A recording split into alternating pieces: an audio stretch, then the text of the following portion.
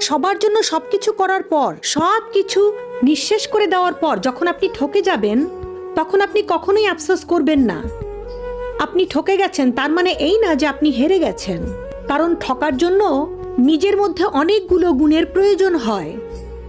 এই যেমন ভালো মনের মানুষ হতে হবে, ভালো চিন্তা ভাবনার মানুষ হতে হবে, সবাইকে মন থেকে একদম নিজের করে বিশ্বাস করার মতো যোগ্যতা অর্জন করতে হয়, সবার জন্য নিঃস্বার্থভাবে করে বিলিয়ে দেওয়ার মন মানসিকতা রাখতে হয়। এই সকল গুণ থাকলেই একটা মানুষ ঠকে যায়। ঠকার জন্যও কিন্তু যোগ্যতার দরকার হয়, আর ঠকানোর জন্য একটা জিনিসই যথেষ্ট, আর সেটা হচ্ছে অমানুষ হতে হয়। আর যে অমানুষ হয় তাকে পৃথিবীর সর্বনিকৃষ্ট গালি দিলেও সেই গালির অপমান, তাকে পশুর সাথে তুলনা করলেও পশুর অপমান। অতএব অমানুষ হয়ে জিতে যাওয়ার চেয়ে